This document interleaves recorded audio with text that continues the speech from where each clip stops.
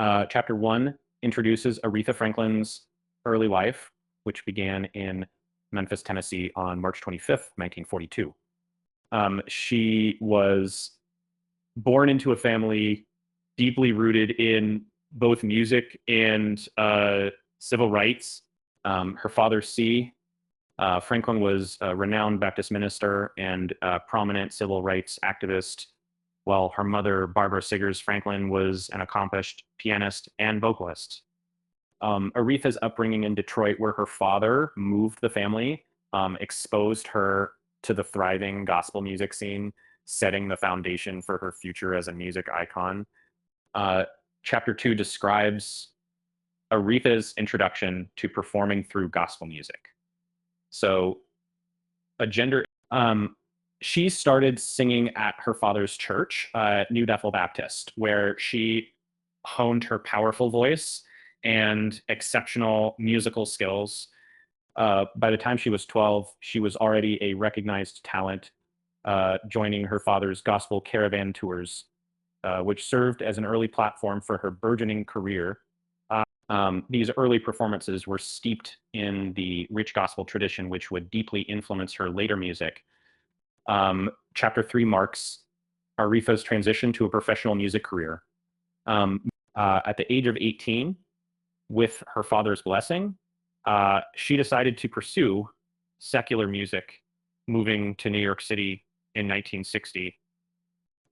She signed with Columbia Records, where, under the guidance of producer John Hammond, she recorded a mix of jazz standards and pop songs. However, the music produced during this era did not fully capture the depth of her talent, and commercial success remained elusive.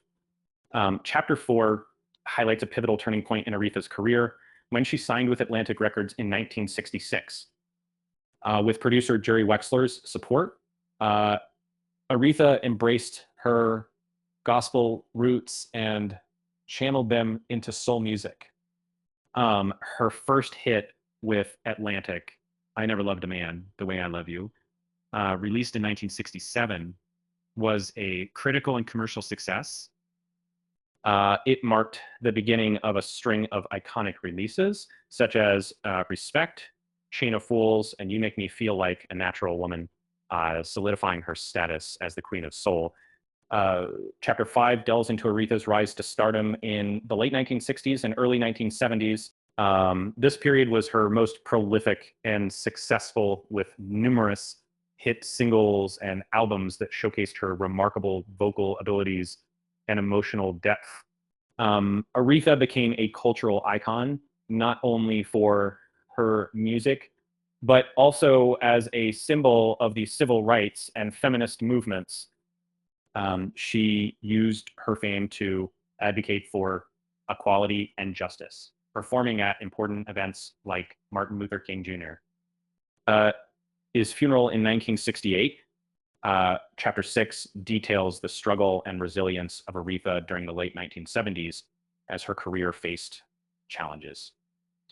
The music industry was changing, and Aretha found it difficult to maintain her previous levels of success amidst personal tribulations and shifting musical tastes. Despite these challenges, she continued to perform and record, though none of her projects during this period matched the acclaim of her earlier work. Chapter 7 records Aretha's resurgence in the 1980s, which was marked by a notable transition to Arista Records. Under Clive Davis's leadership, the collaboration rejuvenated her career, leading to a series of successful albums and singles such as Freeway of Love and I Knew You Were Waiting for Me, a duet with George Michael that became a #1 hit. Aretha's newfound crossover appeal reintroduced her to a younger audience and reaffirmed her enduring brilliance.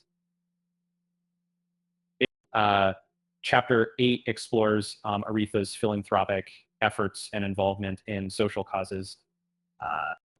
Throughout her life, Aretha was deeply committed to civil rights and humanitarian efforts, supporting organizations such as the NAACP and the Southern Christian Leadership Conference. Her music often reflected her desire for social change, and she used her platform to speak out against injustice, standing as both an artist and activist who sought to make the world a more equitable place. Chapter 9 presents Aretha's later years, during which she continued to perform and influence newer generations of artists. Um, she released her final studio album, A Brand New Me, in 2017, which featured reimaginings of her classic hits with the Royal Philharmonic Orchestra. Aretha continued to captivate audiences with her live performances, demonstrating her timeless appeal and unwavering dedication to her craft, even as she battled health challenges. Chapter 10 pays tribute to uh, Aretha's immense impact on music and popular culture.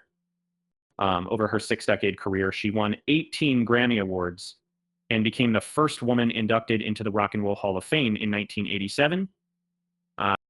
Her profound influence on a wide range of musical genres, from soul and jazz to rock and gospel, and artists, has left a lasting legacy, establishing Aretha Franklin as one of the most significant figures in American music history. Chapter 11 concludes with Aretha Franklin's passing on August 16th, 2018, following a battle with pancreatic cancer. Aretha died in Detroit at the age of 76. Her death prompted an outpouring of tributes from all over the world as fans, fellow musicians, and dignitaries celebrated her life and contributions to music and society. Aretha's funeral was attended by numerous luminaries and was marked by performances that honored her extraordinary life and legacy, ensuring that her voice and spirit would continue to inspire future generations.